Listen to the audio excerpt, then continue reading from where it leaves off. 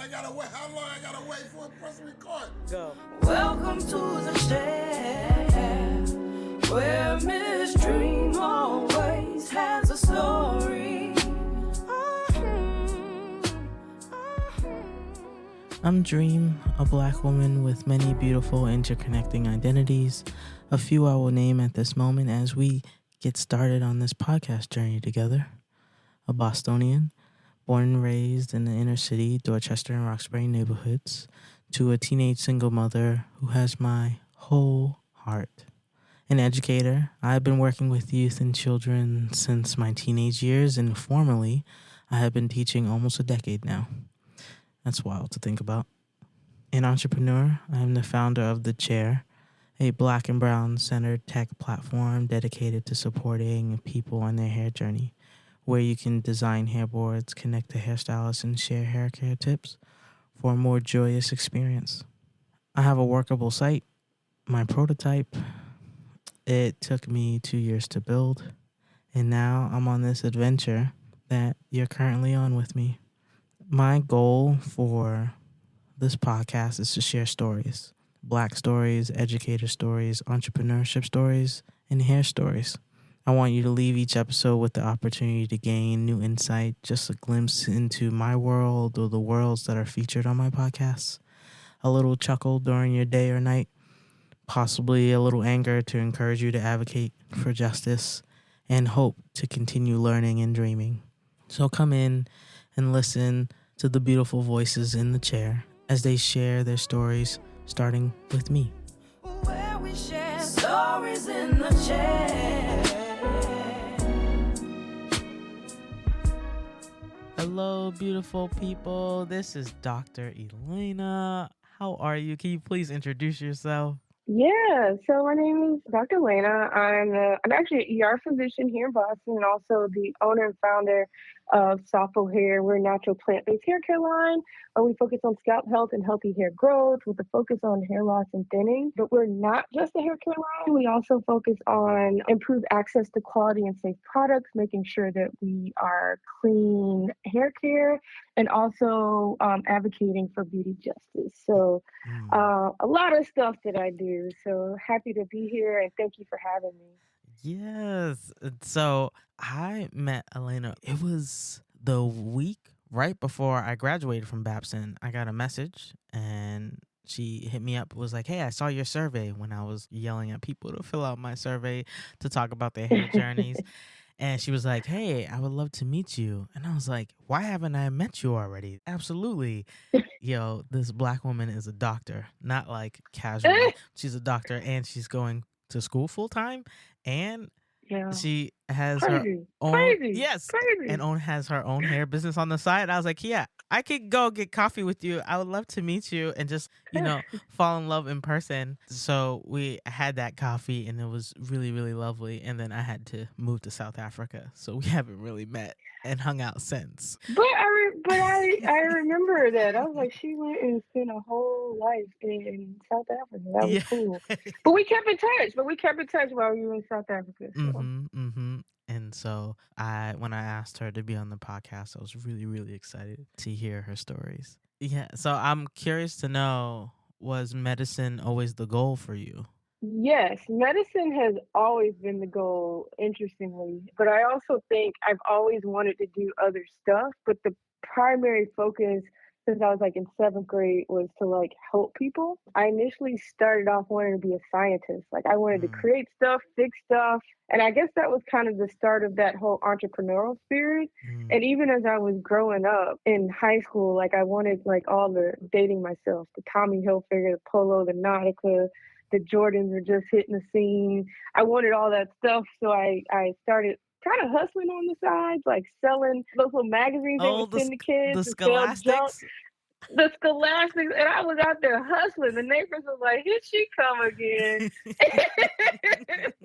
I always wanted to go to medicine, but I also had this whole creative side of me and this strategic fix-it side. So high school came, I was really good at math and science. So then I I was like, all right, well, we can do this medicine thing. And went off to college, focusing primarily on medicine, Mm. and then went on to medical school. My interest within medicine changed over the years, and kind of landed me in emergency medicine. But, I was always destined for medicine. My dad was a nurse and my mom was a respiratory therapist. So even as a kid, we're at the dinner table and I'm like, you intubated someone and this patient did what? Like we're having those conversations and I'm like wide open, like, oh my God, this is so cool.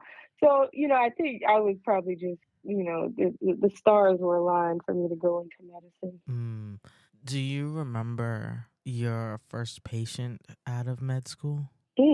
No, I don't remember my first patient, but I remember that first year out of medical school. That's interesting. No one's ever asked me that question. And I can imagine I was probably super nervous. And I know I do remember when I first got out of med school, we do a residency. So you don't really quite feel alone. Mm. But I do remember walking into rooms that first few months and having to say, I'm your doctor. And I'm like, yo, what am I telling these people? I'm lying to them. But I was like, no, I'm actually their doctor. It was weird. Wow. And Yeah. did that feeling ever go away? Because you decided to do emergency medicine. So I feel like the level of stress and trauma that you interact with every day is wild to me. It's funny because people always say that. And I think if you talk to an ER doctor, we're like, what stress? Because we're like trained to do this and trained to handle it. And to an extent, we internalize a lot of it too, which we don't know we're doing. But I mean, we're trained to do it. So it doesn't affect us the same way it does other people. Like we're used to seeing those stab wounds and gunshot wounds and those legs cracked in two. You know what I'm saying? Like that sounds crazy to like probably say it, but like I walk in a room, I wouldn't be eating a sandwich, but it's just like, hey, oh, your leg's broke. All right, let's fix that, So it's almost like what we do, and we're trained to function in organized chaos, And I will tell you, the second it gets too chaotic and unorganized, I'm like, oh, this is too crazy for me. And I will step away. I think the first time I noticed where it was like stressful and I was internalizing it was when I was doing my PICU rotation, which is the pediatric ICU. And I went home. I remember it's like it was yesterday. It was a rough rotation. It was a rough night. And I actually had done my residency back home where my parents were. So I was living with my parents. Like, no shame. I was saving money. And my mom was cooking and doing my laundry in my 20s. And I was like, this is the life. So I get home and my parents were not there. And the door was locked. And the spare key was not where the spare key was supposed to be. And I just sat on the stairs and just broke down. And I'm like, Elena, what is wrong with you? And I had to think about all the traumatic cases that I saw in those kids. Wow. And like having that self-awareness, like, yo, this affected me more than I thought it did. Maybe I need to be in the moment when I'm there and start thinking about how to process it. And a lot of facilities now actually have this whole, debriefing after a traumatic case where we weren't doing that and no one was caring about the mental health of the physicians. But they started doing that later in my career. None of the facilities I worked at, they still didn't care about us, but some facilities did. But I had to learn to do my own debriefing. And I also did some self-reflecting that pediatrics just was not going to be my bread and butter because I emotionally could not handle that. And I think you have to know where your limitations are. Yeah, that's crazy. I think about, so I wanted to be a heart surgeon growing up. Before I wanted to be a heart surgeon, I wanted to be a veterinarian, right? I was like, I'm going to be a vet. I'm going to be great. And then I turned 11 and my cat died. And it was the worst thing for me. Well, we're hanging it up. I'm not going to be a veterinarian anymore. I can't handle this anymore. 11-year-old Dreme has decided this is over, right? And then I was like, well, I'm going to go to people and I'm going to be a surgeon, right? We have this program when I was a kid through Tufts where you can learn how to be a little doctor every weekend. And then when there was a program, like a middle school program. Did you say learn how to be a little doctor? A little doctor every weekend. You like had the little coat and you were talking to all these students. They were like real students. And you're like, yeah, okay, this is what I'm going to do. I always think about that being like, yeah, this is what I'm going to do. And in high school, okay, taking all my science classes in the heart was my best unit. It was my favorite unit. I was like, okay, I'm going to be a heart surgeon. I've decided. And I loved working with kids, and working with kids Mm-hmm. made me cry when I saw them in the hospital. So Oh, I was like, this isn't my world. I'm going to be a heart surgeon for older people. That's how I yeah, decided it as like an 18-year-old. But then, yeah. I get to college, but in the summer, when you're supposed to sign up for classes for bio and chem, I ended up being in the woods. So I signed up too late because I didn't have any internet back Oh, then. So I never I never got into bio and chem my first semester. And they're like, oh, it's okay. I was like, I gotta be a heart surgeon. Like, my life can't end, And then the second semester, I got distracted because I was taking all these other classes that weren't related to science and mm-hmm. chem. And so I never ended up taking science and chem through college. So my mom was like, weren't you supposed to be a doctor? I was like, yeah, I got distracted. I gotta do some other things. And that just kept happening every semester. And then it was like junior year. Oh no, how am I not supposed to be a doctor anymore? I think about how life has taken me through all these paths. When I went to UCLA after school for my master's in education, I ended up teaching science class to fourth graders. Oh, look at that! Right? Look at that! Did my whole master's thesis on kids and science and STEM and STEAM and really thinking about art integration. So even though I am not the heart surgeon, it was still beautiful to be able to teach kids science and Yeah. have them fall in love, because I was like, maybe one of them will be it. But med school's always there. But how did Yeah, you don't want none of that. Just move on with your life. Trust me. Where we share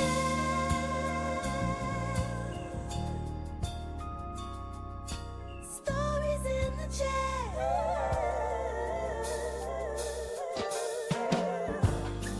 Look, it's my commercial. We will be right back. It's more than just a bad hair day. It's a journey. Finding the right hairstyle isn't easy, nor is finding the right stylist or the right products. Looking in every corner of the web gets messy, overwhelming, and exhausting. All the ads, the articles, the products, the videos, it shouldn't be this hard, but it is. And now, it isn't. The Chair. A black and brown centered platform where you can design hairboards, connect to hairstylists, and share hair care tips for a new, joyful path on your hair journey. Avoid the clutter, save yourself hours, months, and even years of research and poor trial and error. Everything you need and only what you need is in one place. Hairboards made by people like you, for you. Find the right products, the right people, the right answers for you, stress-free. Join the Chair community and make every day a great hair day. When you share your pain, you allow others to help you. And when you share your success, you help others get theirs. Lean on the Chair. We got you. No stress, no strife. In the chair. The chair. The chair. All right. Why did you decide to start a business on the side and decide to go to business school when you're working full time, you're in these spaces, you're busy? What drew you I'm in not this? normal. I'm not normal. Something gets up a hair up my butt. I'm like, oh no, we're fixing this. So how it started actually is 2019, before the pandemic, or actually before the pandemic, I had some health concerns and health issues. I was diagnosed with thyroid cancer and had some fertility issues kind of all at the same time. So my hormones are going like, yeah, like imagine a cat, like, Yeah. So my hair, as a result, started doing what it wanted to do and taking a life of its own, falling out, breaking, damaged hair. It was quite devastating because my hair had always been pretty thick and healthy and and long. And I was just like, if I decided to cut it, that was my doing. Like, I didn't want to have to cut it because something I couldn't control anymore. And, I'm on all these hormones and replacement medicines. And I, even as a physician, had not even thought about, wait, these medicines, my hormones, they are jacking my skin and my hair up. This is great, And I actually went to a dermatologist and I was like, I actually need, I went for my eczema, so asked about my hair stuff, and she hands me the stuff. And I'm like, lady, I can't use this. I'm black. What's wrong with you? So I was like, this is crazy. Like, I, as a physician, don't know how to fix myself. This is crazy. So I started exploring. I mean, I knew what to do, like the hormones and all this other stuff. So I started like figuring out, because it just like almost like a light bulb moment for me. I was like, this is wow, that I had not thought about this. Trying all these different products and nothing really working. There were some products here and some products there. And, I'm originally from Alabama, and we have a lot of family traditions of like using herbal stuff as remedies for medicine. And one of my family members had a hair care line, but it wasn't anything that was like mainstream. It was like everyone in the community knew about it, would buy it. I used it as I was growing up as a kid, and I felt that contributed to my really thick jet black hair. So I called my uncle up. I was like, Uncle, I really need some products. I cannot keep doing this with Walmart and Ulta and all these other people. I also thought about it too, like we were using grease on our hair back then, and that wasn't the best thing. But so we got into a deeper conversation. What are you actually putting in these products? Maybe I could make a different form of product, but some of the same ingredients. And, we just started talking. He's like, well, you just get in the basement and get your crock pot. I was like, look, I'm a whole doctor. I'm not trying to go to jail. Somebody's hair falling. Like, they will come for me. So I actually started doing my research and just learning about herbal products and things like that. And, I'm a doctor. What do I know about a consumer good product, let alone making some shampoo? So I kind of sat on that for a little bit in 2019. And I went to Ghana for a year of return, 2019, 2020, came back with this whole renewed energy. I was like, I'm going to do this. And then COVID hit. But by this time, my energy was there. We were full-fledged in it.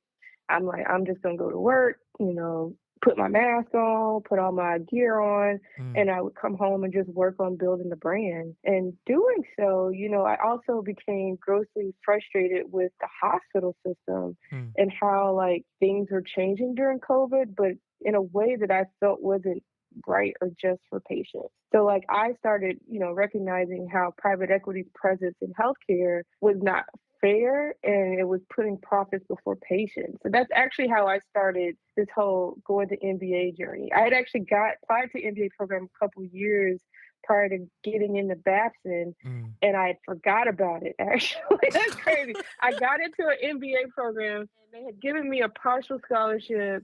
What am I doing? I'm too old to go back to school. I was like, let me defer for a year and think about it. I deferred and forgot about it. And I'm sitting on my porch one day, and she calls and she goes, are you still trying to go to school? Because you need to make a decision this year. And I was like, you know what? Yes, I am going to school, but I'm not going to your school. So I ended up applying to some other schools with this passion for really wanting to understand finance, private equity, and in return, wanted to also learn about building a business. So Babson just felt like the perfect fit. Like I could, number one in entrepreneurship, where it gave me access to like all these different labs and stuff, and people who some of the biggest names have come out of Babson that have started companies with Bomba Socks and Ring Doorbell and Shea Moisture. And I'm just like, well, that's perfect. And then they had this finance program. I was like, well, we're just going to put it all together and make it do what it do. So that's how I ended up like pursuing the MBA. It was more of a frustration with how healthcare had become so corporate and how I, as a physician, could potentially get my MBA and then get back in medicine in a way that I could improve outcomes and maybe change systems. That part didn't work out too well, but it has really helped me tremendously with the growth of my company, actually. So it was a 2-for-1 that became very impactful with how I think about growing my business. When you're talking, I think about the connection of like your own personal health and your own personal experiences in the hospital system that propels you into being like, hey, I see an injustice.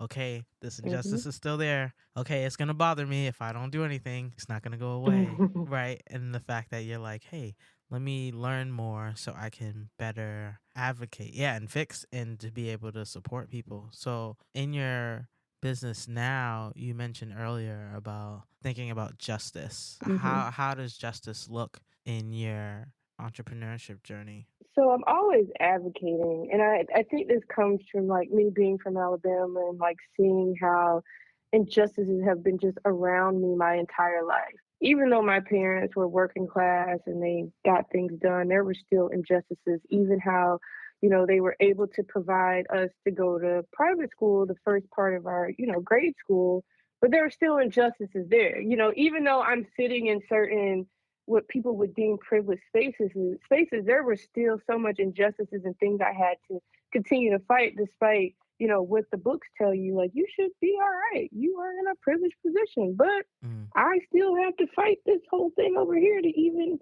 take advantage of my privilege. So it's Mm. crazy. So I have always been one of those people that will buck authority. I remember I was in college and I'm giving my age away again, and George Bush had won president. It was my first election I voted in, and there was all this, he stole the election. And I woke up that next morning and hopped on a bus to go protest in Florida. I remember my mom called me. She's like, "Where are you?" I was like, "Oh, I'm in Florida." I'm still a teenager. She's like, "Wait, what are you doing in Florida?" I was like, "He can't steal this election."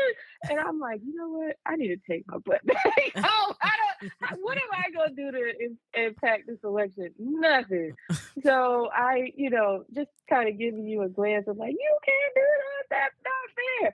So I think even as I started to build this hair care brand, I started to see a lot of parallels between the hair beauty industry and and the healthcare industry, and as far as disparities are concerned. So I've actually built my healthcare career around addressing health disparities, health equity, and I still do a lot of work in that space, in the health policy space. And it's so eerie to see, oh, these same things exist in the beauty industry as well. Mm-hmm. But not only do they exist in the beauty industry, no one's talking about them or addressing them. So, there's been lots of reports and articles just demonstrating how, and even just 5 years ago, there were barely Black products on shelves at Target and Walmart. We had our own little corner. Like, that's starting to change. So that's one angle. But then, like, you walk into one of these larger boutique beauty supply stores like we see in the malls and stuff. And how many of us are there educating consumers about products for our skin and our hair? Like, they are employing less than 4% of people that look like us to walk customers through our products. So we get there, we end up buying stuff that doesn't work for us. But in addition to that, there's so many products on the market that affect our health. From the ingredients that are endocrine disruptors, they're looking at perms that they're linking to uterine cancer, and some of the ingredients that they're linking to breast cancer and fertility issues and things like that. And there are recent research just last year here out of Boston, one of the institutions, that demonstrated that a lot of these products that are deemed hazardous or unsafe, there's a 2 or 3 times higher density of these products in Black and brown communities like Roxbury, Dorchester, and Mattapan. And then, we're having to spend 20% more time to travel further to get access even to the stores where we can have access to clean products. So there's so many different things within the beauty space that you can just fight and advocate for. And then on top of that, the Crown Act. Like, we can't even show up to work with a fro. Like, what are you talking about? I got to cut my locks and my braids to be at this job. Like, there's so many things that just kind of, at every juncture in the beauty industry, there are points where we should be pushing back. So I think, we're trying to find those spaces where Sappho fits and we can, push back on and really create our footing in this whole beauty justice space.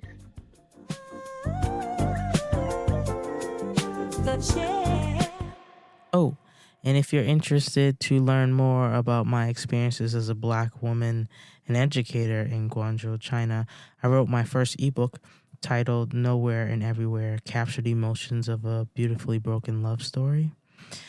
It is on lulu.com.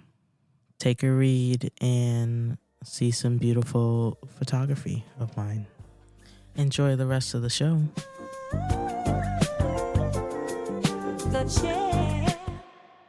You, as a doctor, did you ever feel like you had to change your hair when you were going through rotations or residency or?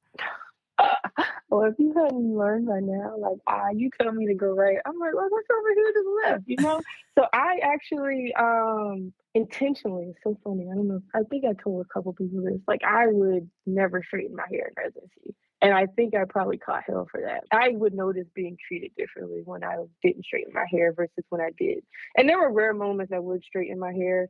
And part of the reason I wasn't straightening my hair too, because I was running all the time and you can't have straight hair. But I would deliberately put it up in one of those pineapple things and go to work. And I could tell they would talk to me differently than they would talk to the other Black women who had straight hair, you know? And I was just like, you gonna get this hair today. I'm sorry. But I was never told that I could not wear my hair like that. They weren't that crazy. So I went to a Black med school, so we didn't have those issues. We were Black, so we understood, like, this is our hair. And it wasn't until after you left that conversations were slightly different towards you. Yep. When you think about where you are today, what advice do you have for entrepreneurs who are in spaces where you're like, hey, I am a doctor and I have these thoughts? Like, what advice do you have for them? Goodness. I think one thing I wish and I can't say I wish I had done this because the whole entrepreneurial process is a learning experience. There's going to be ups and downs. Finding the mentors early on might be critical. And just people that you think are mentors may not always be the right fit. So I would say really do your research before you get started. Really lay out your strategy and really do your financial modeling to make sure that you know how to go about tackling stuff. And I felt like I had done all that, but you know, as time goes by, you're like, I really didn't know what I was doing. I thought I was doing the right thing. So, I mean, I say that with a grain of salt, but I think it's very critical to kind of at least have some type of strategy down and not to get discouraged. And if there's one way that you thought your business was going to go, think outside the box. Think of other ways to like grow your following, get your revenue, be creative, and just if it's truly your passion, not to give up.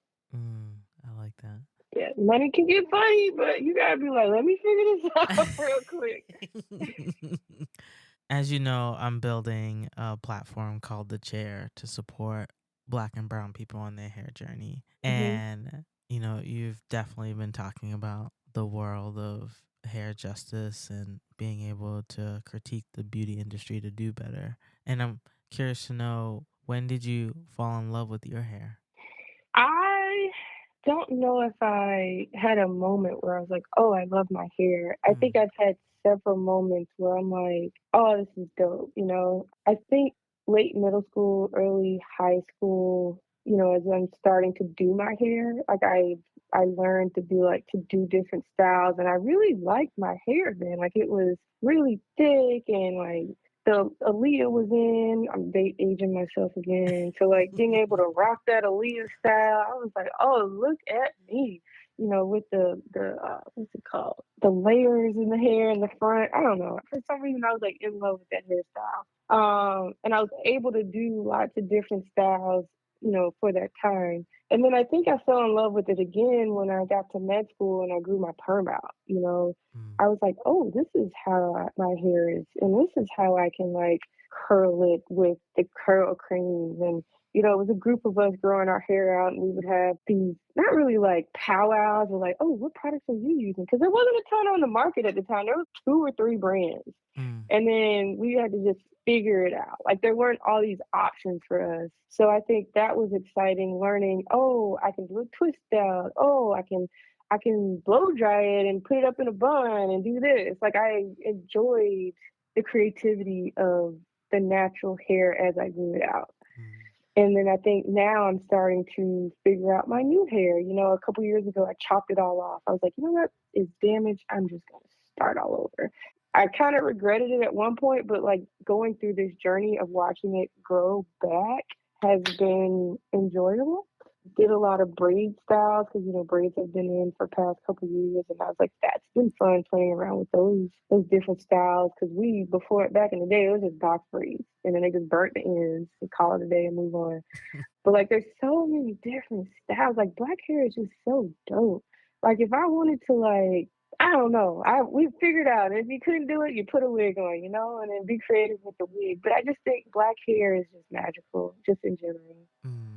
And on this journey, do you still talk about how your health affected where you are today? I do bring it up. I think I bring it up more so around like why I decided to do a hair care brand. I'm also that type of person where I'm like, you can't stop me. So even with those conditions, people probably didn't even know they were happening. Like, I remember going in for surgery. I had a couple surgeries and like going to work like, hey, I'm here, like the next day or the next week. Like, they had no clue. And I like gotten good at like covering up the surgical scars and stuff. No one would know. And I just would go on about my day. And I think honestly that's the best way. Like, I dealt with it, I recognized it, and I'm like, that's not gonna stop me. So it just my personal life, I don't think it really slowed me down any or affected me, but it really gave me a different way to think about how I think about quote unquote beauty, and how, as my hair was changing, there's some aspects to like how you think about yourself and your confidence when you show up in social settings too. So like, I was noticing those types of things, but we would, Black women, we're creative, we'll fix it. So I don't think I saw that much of a change in how it affected my life, but more so how I made decisions about how I would move professionally. Well, Dr. Elena, thank you so much for sitting in the chair and sharing your stories. I truly, truly appreciate it. Well, thank you for having me. This is great. And best of luck to you. I'm excited to see what you do next. Welcome to the chair, where Miss Dreme always has a story. Thank you for listening to an episode of The Chair. I, of course, would love your continued support. Let me know what you think of this episode by doing all the things. Subscribe, comment, and come back next week, every week. Enjoy the rest of your beautiful day. Or if you are like me, enjoy that moonlight and that one star under all your city lights. Love you. Talk to you later. The chair. How long I gotta wait for a press record? Go. We support her. Shit. Do your Welcome to the chair, where Miss Dreme always has